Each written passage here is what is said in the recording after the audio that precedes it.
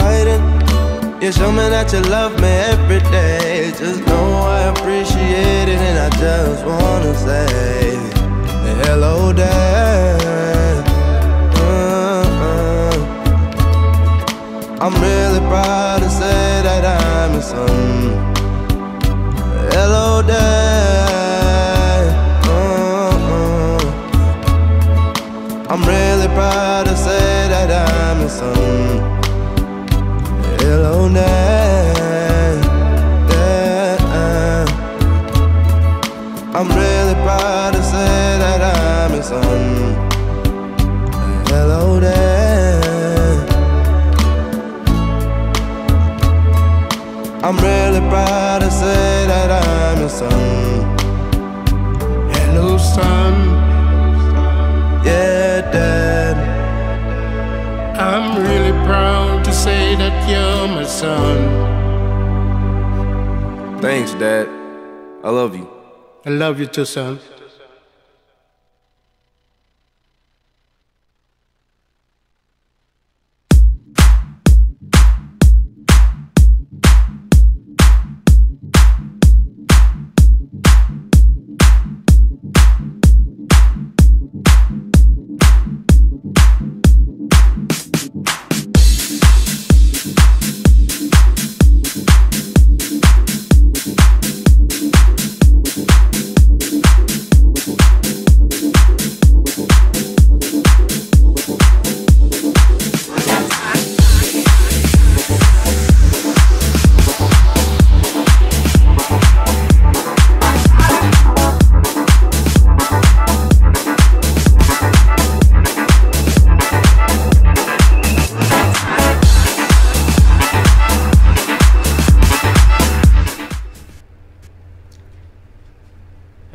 Hello there, and welcome back to International Fathers. I'm your host and your creator, Nelson L. Moody Sr. As I like to start off recapping from my last show, we saw here we had Dorian Wolver out here. He's a single dad of two children. He also in the military, and he does so much in between. He also advocates. He's a real good guy here in Atlanta, Georgia. I met him. But we're going to fast forward, and now we're going to ask that famous question I always ask fathers out there internationally. If you had a chance to see your children, spend time with them, call them up, and you didn't, and nobody was stopping you, I need to know why. Because your children need you, and they love you, and they want your time and your attention. Today's guest is amazing, as always. Each of my guests are just so amazing. I'm going to read a little bit about her right quick. And as I was studying her information, I like to do my homework on my guests so that I get that personal touch. I had a little bit of a emotional time reading some of her information, but I'm going to give it to you now. She's a native of Allendale, South Carolina. She's a firm believer that everyone can transcend adversity and greatness. As a woman of God, a charge agent, a business executive, a life coach, a philanthropist, and author, she is inspired by her late father and civil rights activist George W. Jefferson to strive towards greatness while serving others. Having achieved a Bachelor's of Public Policy and Master's of Social Work from University of North Carolina at Chapel Hill, she is currently a Doctor of Social Work candidate at Capella University. In addition to her academic achievement, she is a thriving entrepreneur as well. She is a CEO of Destination Greatness, founder of Destination Greatness Foundation. She's the COO of 1929 Enterprises. She is also the CEO of Divine Vision Coaching and Consulting and Chief Visionary Officer of, I'll tell you who she is later on. I don't want to give her name up yet. She is also an active member of the National Association of Social Workers and the Financial Therapy Association. At the age of 32, she became a self-published author with the release of 32 Shades of Greatness. And the After the Greatness Toolbox, 33 tools for success. She is currently developing a membership network for aspiring and emerging entrepreneurs. She's releasing several ebooks, working on a collaborative book project highlighting the legacy and life of her late father, Mr. George W. Jefferson, and engaging in more public speaking opportunities. Her mental health agency, Destination Greatness, has expanded online services to include therapy and empowerment coaching to all residents of 3 states, North Carolina, South Carolina, and Georgia. I'm in Georgia, sorry about that, y'all. My accent kind of getting down like that. Woo. Additional services are offered on site include anger management groups, hip hop therapy groups, business coaching for therapists, and vision board groups. She also recently celebrated an esteemed recognition from Sisters Pushing Sisters International as an ordinary woman doing extraordinary things. And she will continue to fulfill that honor by sharing her spirit of greatness through a multi-faced portfolio of endeavors. I used the word greatness. How many times? I need somebody to call and tell me how many times I used the greatness, because I believe that she is definitely destined for greatness. I'm going to do commercial right quick and we'll be right back with the guest.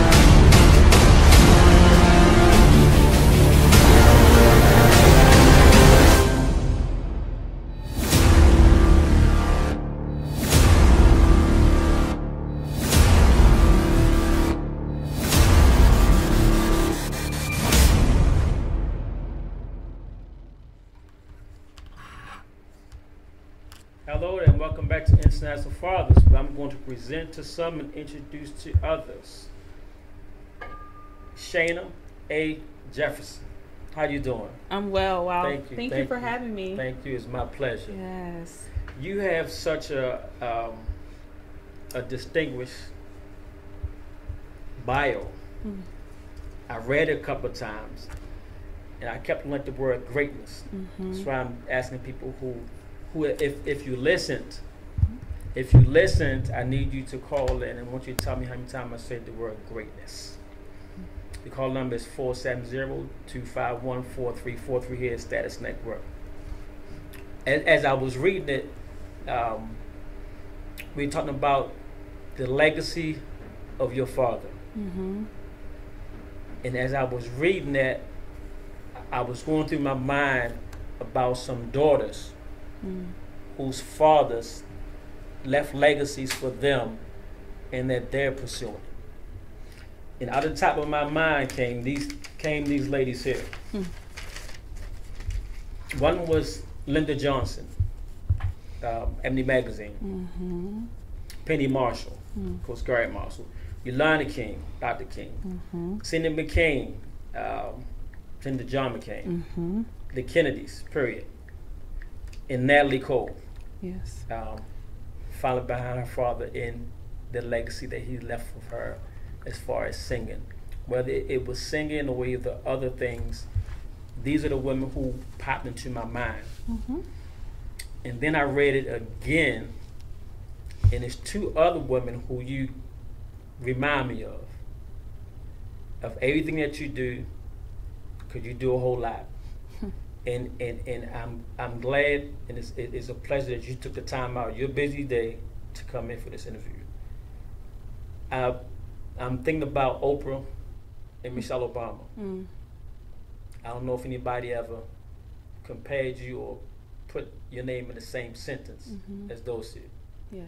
They have? They have, and wow, I'm so deeply humble. For me, and you read my bio, I'm just a country girl from Allendale, South Carolina. So shout out to everybody that's tuning in from Allendale, South Carolina. I'm a 2002 grad of Allendale Fairfax High School, and my hometown is so dear to me. It certainly has shaped the woman that I am today. So to put my name in the midst of those other amazing, phenomenal women, it definitely humbles me. Thank you. But I have a lot of work to do, and that's why I'm here. You know, you certainly read my bio. Certainly, I'm grateful for the accomplishments in my 34 years of life thus far. But as a lifelong servant and the agent of change, and for someone who understands there's a greater purpose for my life, there is so much more work for me to do. So certainly those women who have stood before me, I certainly look up to them and will do my part to make a difference and impact this world. You're already doing it. And then you jump between the Atlanta area and South Carolina. All over, in North Carolina. And North Carolina. I didn't mean to leave you out of North Carolina, but I mostly see you here in South Carolina, as far as the Facebook feed and the Instagram feed. Yes. You're already doing it. Hey, one day at a time. Wow. Yes. Where is the energy comes from? I get asked that question often, Mr. Moody, and I tell the story that when it comes to, say, coffee, for example, I have not had a cup of coffee. And we'll talk more about my dad later, but this is the one thing that he did allow us to do. And I have siblings. We can talk about more about my family moving forward as well. So yeah, one of the things that my father did allow me to do was drink coffee. And I know many people drink coffee or caffeine, right? Just to keep them alert. But I haven't had coffee since I was 10. So it's been nearly 25 years since I had a cup of coffee. And I'll tell you that story later. There was a news story when I was in 5th grade, and I have not had a sip of coffee since. But honestly, my energy, my drive, it comes from knowing what my purpose is. I wake up each and every morning, that is, with a purpose to serve, a purpose that is far greater than Shanna. Honestly, even the days that Shanna does not want to give up or get up, that is, where it's days and moments where it seems dark, I'm not getting up for Shanna. I'm getting up for those who can't get up, who haven't been able to get up. I'm getting up for the voiceless, right? That's my purpose, to get up so I can impact this world. Yeah. So so my energy, it comes from certainly the Most High. and absolutely, I give certainly the credit to the Most High. And then, we're going to talk more about my dad. I have to continue the legacy of my father. My father, he fought. Hey, Tamika, how you doing? What is? Oh, okay. Yes, everyone is chiming in. Thank you, Facebook family, for chiming in, and for those also, I guess, watching from North Carolina, South Carolina, Georgia. I have family in New York, Ohio, California, Florida, Australia, Tahiti, Alaska, all over the worldwide, and the moon. Yes. So thank y'all for tuning in. I definitely salute you, and certainly Lyve TV and Status Network for providing this platform. For you, right, to be here as a vessel, not only for Shanna, but for everyone else who you have come in contact with. Thank you. Thank you. I got some questions I want to ask you about your dad. And while I'm asking about it, how do you define your purpose? But you can answer that later on. What was it like for you growing up with your dad? Wow. Ooh, taking me way back, it seems like. And actually, I think we have a picture of my dad. Actually, I also brought a photo in. Let's see if we can see. There we are. Yes. Wow. So this is a photo of my father. I believe this is from the 70s when he was a educator in my hometown of Allendale, South Carolina. He actually was an educator in the state of South Carolina for 33 years, and 28 of those years at my high school, Allendale Fairfax High School, home of the mighty Fighting Tigers. Yes. Now, was he there when you was there? No. So my father. Okay, so let me tell you a little bit more about my dad. My father is. We haven't said his name yet, have we? We have in the Bible. Yes. Okay. Yes. All right. So Mr. once again, George W. Jefferson. Mr. George Murray Jefferson. Yep. Okay. Yep. But he actually has a brother. Right. Yep. Willie M. Jefferson. But yes, so my father is Mr. George Murray Jefferson. He was born August 10th, 1929. So the same year as the late, great Dr. Martin Luther King Jr. He was born in a small town in South Carolina called Maysville. And most people certainly have not heard of my hometown, Allendale, but Maysville, I never heard of Maysville. Until this day, in 2019, there is not one stoplight in Maysville. So that's how small the town is. Literally, you blink and you bypass Maysville. Wow. But that is home. That's the home of my father, and he loved Maysville dearly. So he was born to Julia Dix Jefferson and William McKinley Jefferson. And he was one of 12. I think I mentioned his twin brother, Mr. Willie M. Jefferson. But he has one surviving sister as of today. So out of 12 siblings,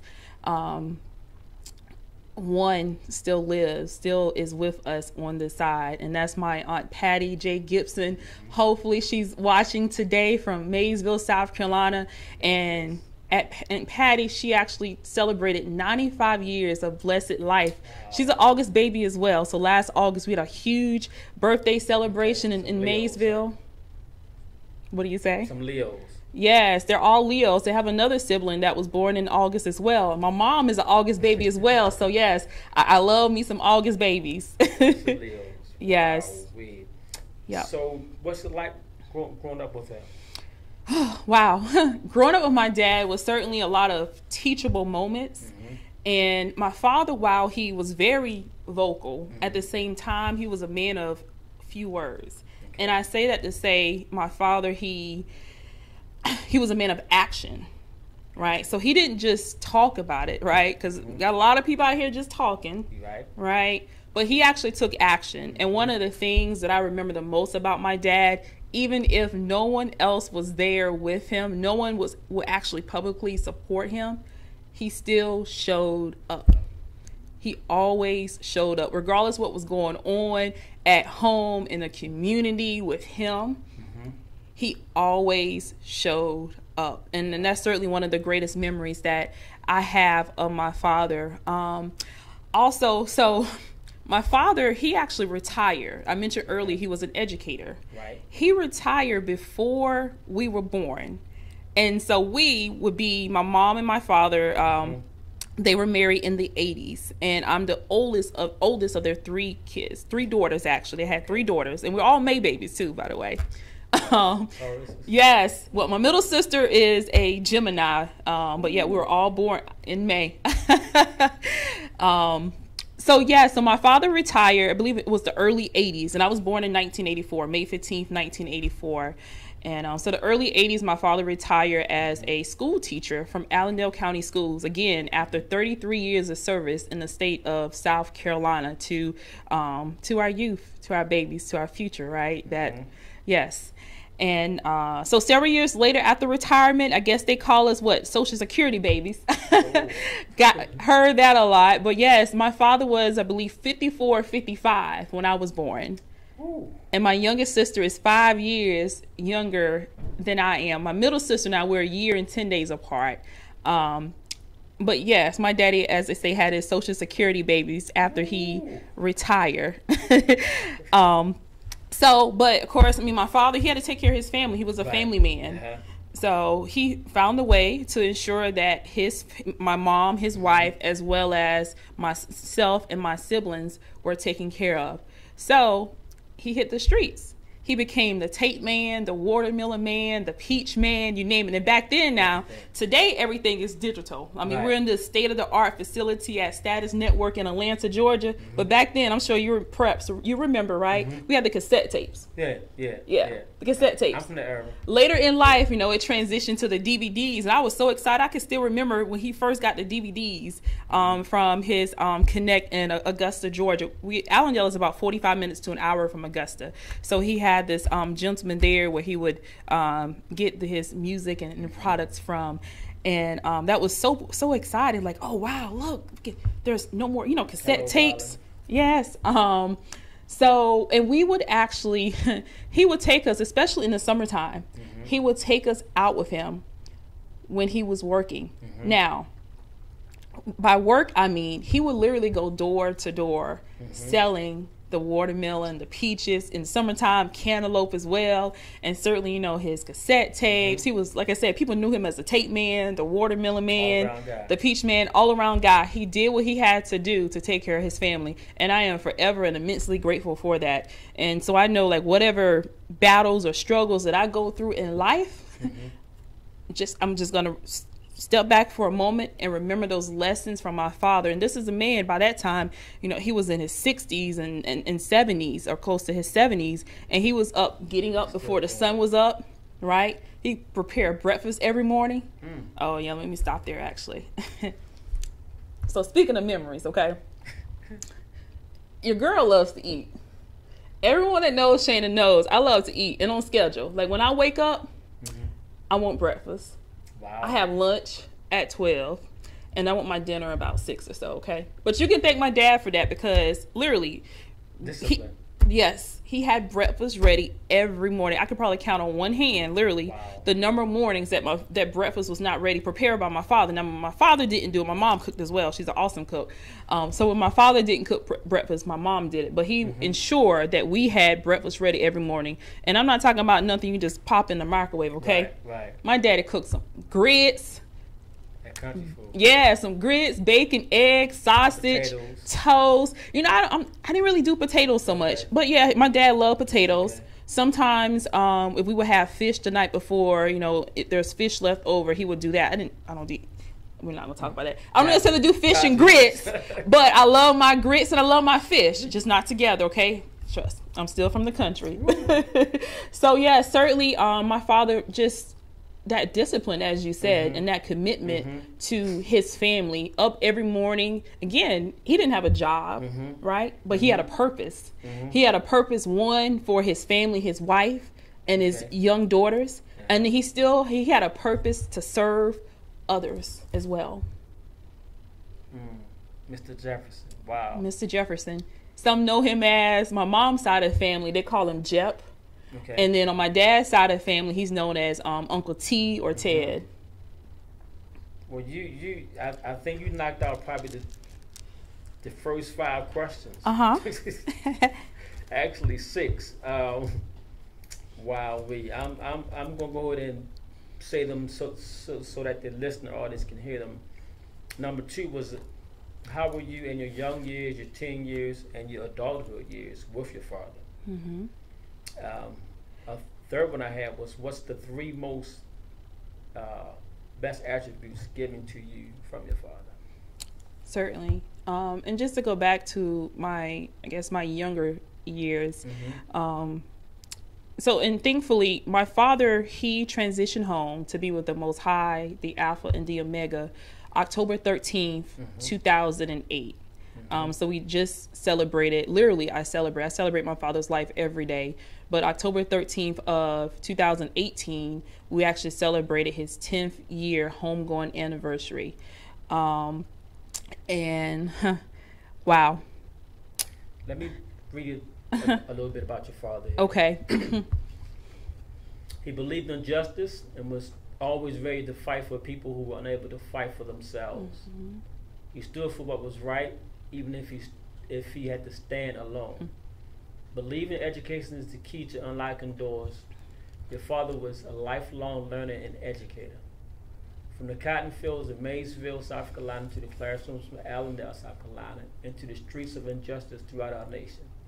Your father lived in a life of public service. Your father was also a member of Kappa Alpha Psi Fraternity Incorporated, Allendale Masonic Lodge number 53, and the NAACP. He was a community activist, a civil rights activist, and a political activist. He believed in justice and was always ready to fight for people who weren't able to fight for themselves. That was the lifelong purpose of Mr. Jefferson.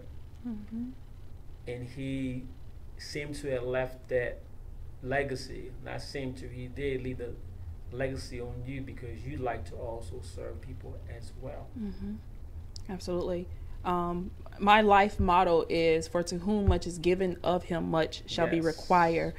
And while I was never blessed with the silver spoon in the traditional sense of the saying, I've been blessed with so much in my life, like for those who pray for me, for those who've been there for me, a spirit of gratitude, a spirit of integrity, spirit of service, and a spirit of greatness. And those things certainly fuel my purpose in life. And I also say often that this journey that I'm on is not about Shanna. No. Right?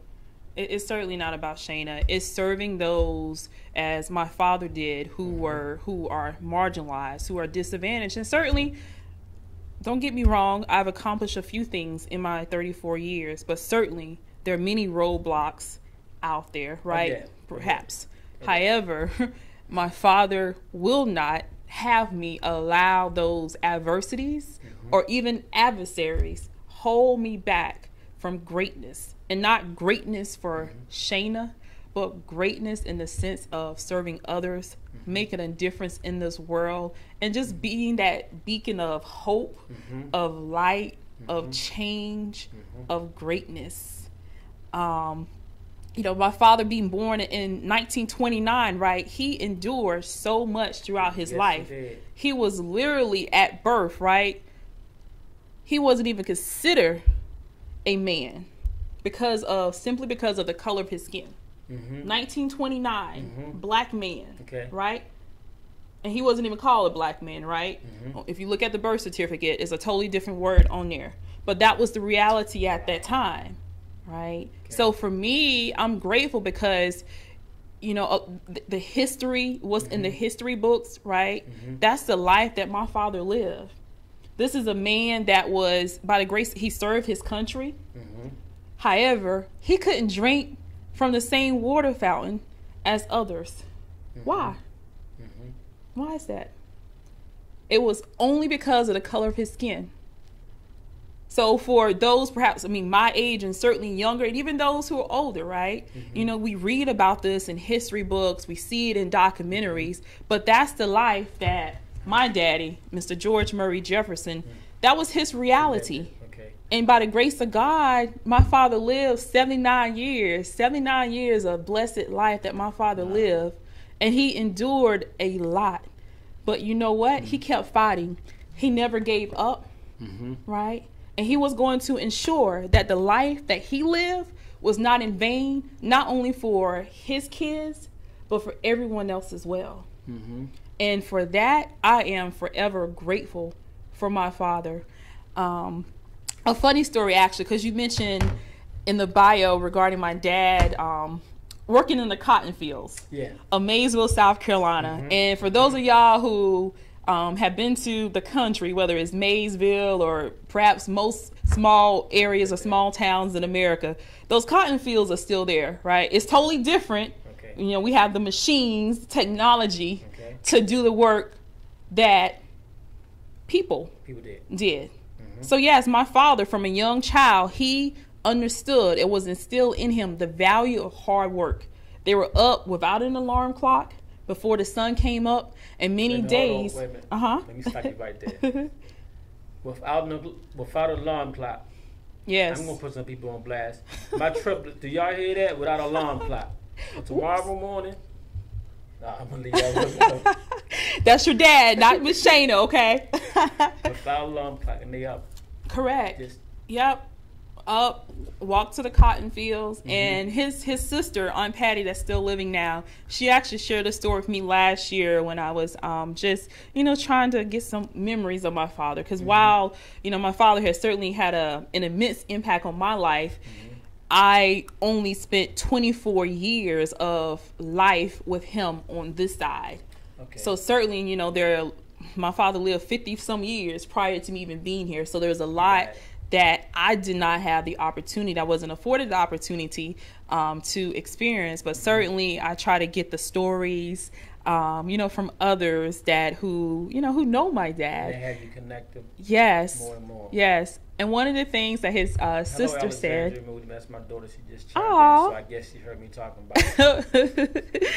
So one of the things that his sister said on Patty last year when it comes to picking the cotton, she said like no one could outbeat my dad in that cotton field.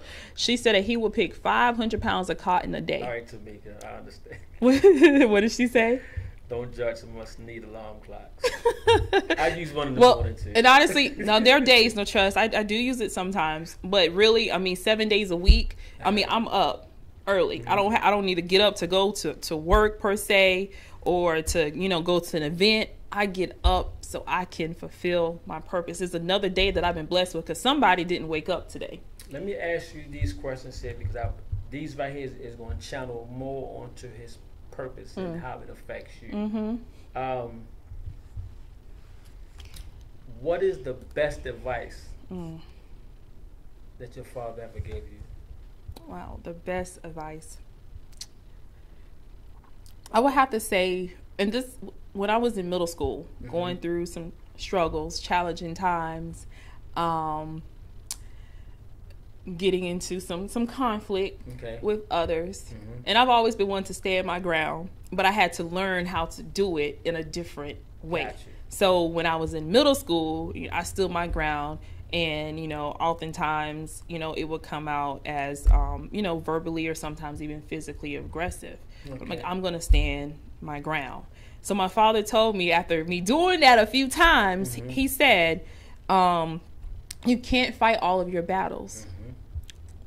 And at the time, being a middle schooler, and I knew my father was very wise, always had respect for my dad. It didn't fully resonate with me, but I knew it had meaning, and I knew it was my job to truly figure out what exactly my father was saying and how to actually implement those words of wisdom into my life.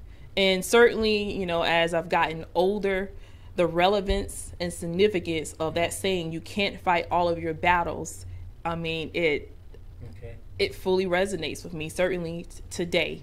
And essentially with that, we're going to go through things in life, those adversities, those adversaries. But if you are out here fighting every little thing that comes your way, you're going to miss that greater purpose. You're going to miss that greater blessing. So you have to use discernment and wisdom and good judgment, right? To make the best decisions that you can. People are going to say what they want to say, do what they want to do, right? Things are going to come your way. Life is going to happen.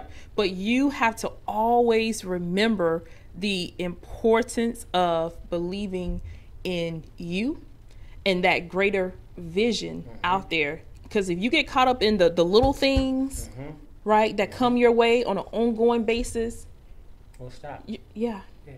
Yep, you're going to miss it. You're going to miss it. So you can't fight all your battles. But then also with that saying, I've realized as I've gotten older, my father, my heavenly father, certainly, as well as my earthly father, George Murray Jefferson, they've already fought many battles for me. So there are battles that I don't have to fight today because of my father. And oftentimes when something comes my way, I don't say much because I already know that battle is already won.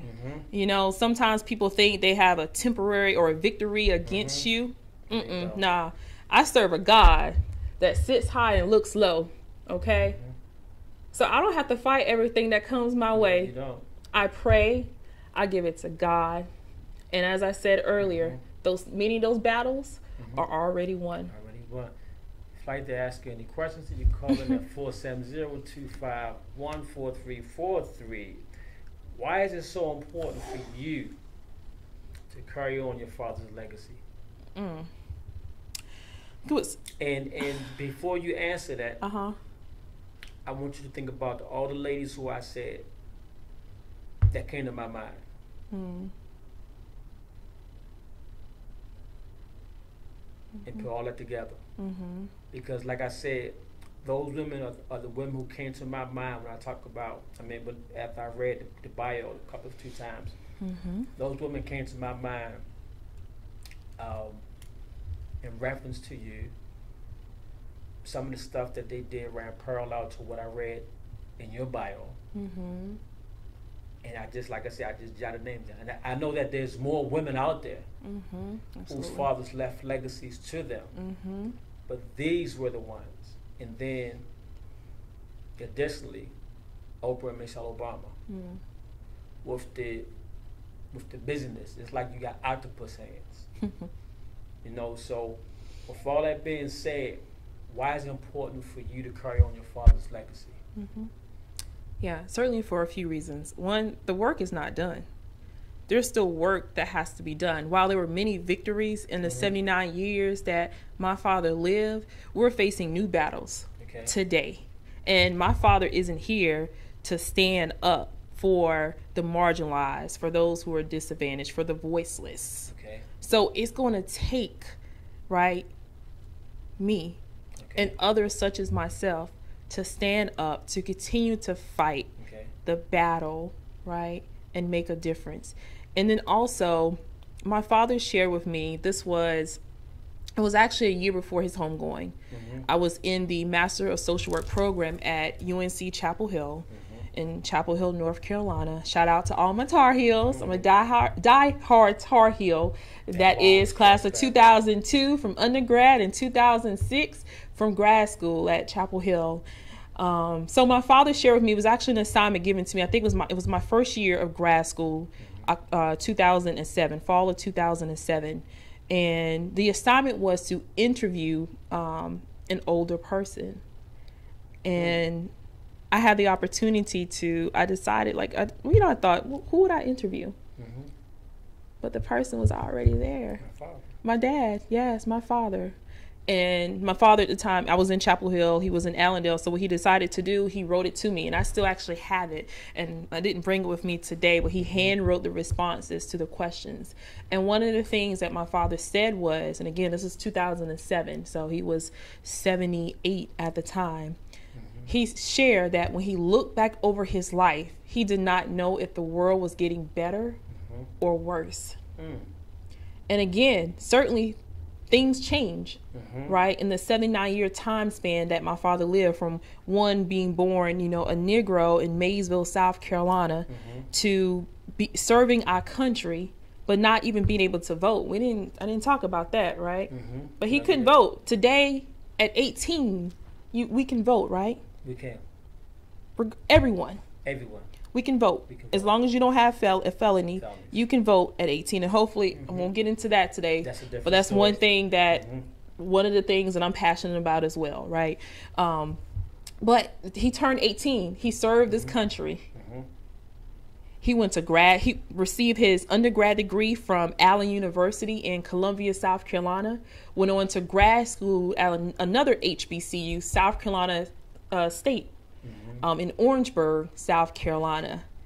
Yet, my father couldn't vote because of the color of his skin. The Voting Rights Act wasn't passed until 1965. So my father was practically my age. So I've been able to vote now 16 years of my life. It wasn't until my father was in his mid-30s, not because he chose not to, but because of the laws of this land at that time, he could not vote. He, as well as all the other black men and women, could not vote simply because, again, of the color of their skin. So I don't take that for granted. And for those of you who are listening today, that didn't happen ages ago. That was in my daddy's lifetime, 1965. That was 50 years ago. Yep. Yep. Roughly 50 years ago. Yep. I can count. In case y'all thought I did. Y'all know I like to have fun on my show too. But I can't count. I'm going to round it off. For you millennials, no, I'm joking. Y'all millennials. I got 3 of them at home. Yeah. Wow. I want to, that was interesting. I'm watching now time, and I still got some questions. Mm-hmm. How proud of you would he? How proud of you think that he would be if he walked through the door right there? Mm-hmm. Ooh, wow. My father would certainly be extremely proud of me. Mm-hmm.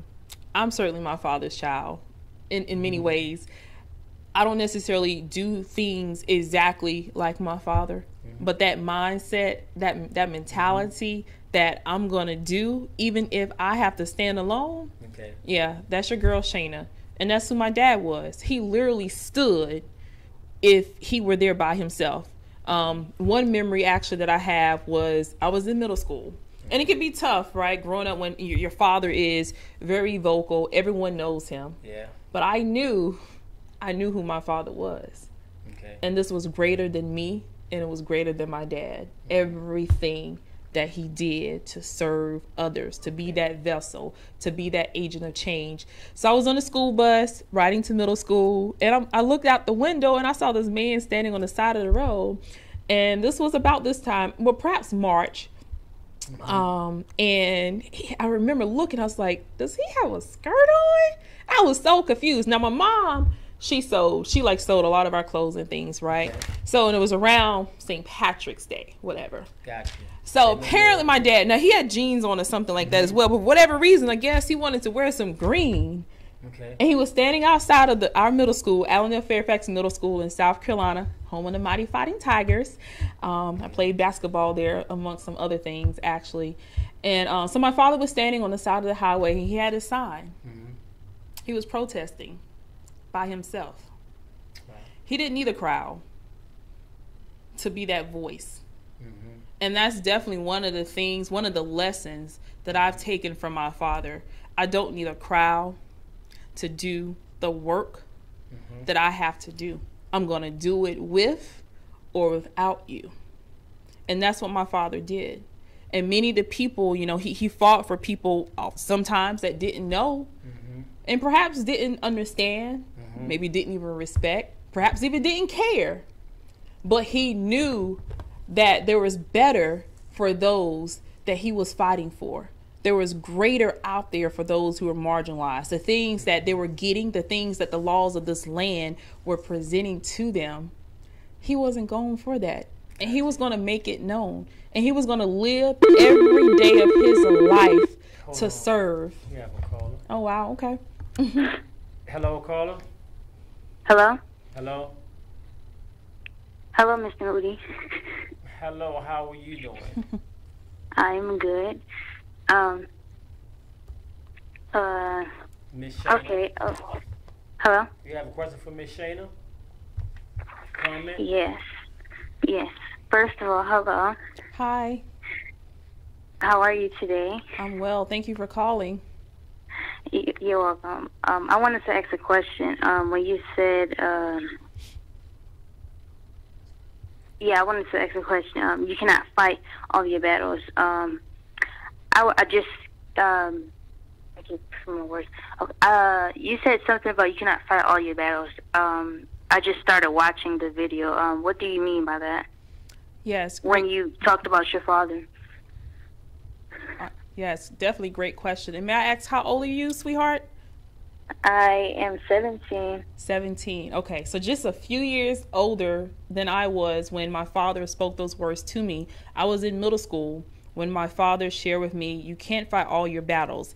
And he said that after an incident in which I was disciplined in middle school due to, behaviors that were not conducive to the school environment, right? And it wasn't the first time. I knew I was in the situation where not necessarily that things weren't going my way per se, but there was conflict. There's drama, right? You've been in middle school. We've all been in middle school. There's drama, there's peer pressure, there's conflict, there's people, and those people become adults and still have that mentality. But nevertheless, you know, they're kids in middle school with a certain mentality and mindset as well. So at the time when I was in middle school, and again, my father instilling me as well, you know, I don't scare anybody and nobody scared me. And that's the attitude that I had. And I still have that attitude and that mindset today. But again, today, I go about it in a different way. But when I was in middle school, that came out as, again, physical aggression, sometimes verbal aggression at times. And, you know, my father, like, no, we're not having this, right? Okay. So his comment was, again, you cannot fight all of your battles, essentially meaning that people are going to say what they want to say. Okay. They're going to do whatever they want to do. They're going to try to provoke you, right? They're going to be adversities and adversaries that come your way, not just in middle school and high school, throughout your life. But you have to use discernment and know what battles you're going to fight and what battles you're not going to fight. You can't literally, you know, fight every little thing that comes your way, or speak back on every little thing that comes your way, because then that's going to take your time, consume your mind, consume your energy from the greater things that you should be focusing on, right? And certainly at 17, as you are, sweetheart, as well as when I was in middle school, I should have been focused on getting my work done, right? And I did well academically, thankfully, but we have to be well-rounded, right? Paula, did she answer your question? I have a little bit more time here. Yes. Okay. Thank you. And I have another question. What do you love most about your father when he was here? And your other father, your heavenly father and your earthly father, as you mentioned. Wow. Great question. Whew, whew, wow. Wow. So when it comes to certainly, you know, my heavenly father, our heavenly father, the Most High, the Alpha and the Omega, he's always present, right? Through those good days, through those bad days, God is still God, and God is still in charge. And that's what I always have to remind myself of. The older I get, the more I realize that my father, that is, was certainly a man of faith. He would ensure that we were in church every Sunday morning, whether his church or my mom's church, we were in church. And regardless of what he had going on the day before, what was to come, he was in church. He was a deacon, he was superintendent, so many things. He was in church. So certainly instilled in me the power of faith. And let's see, one of the things that I enjoy or love most about my dad, that he always stood up for what was right. Even if he had to stand alone. My daddy, he took a stand, even if no one else believed in him.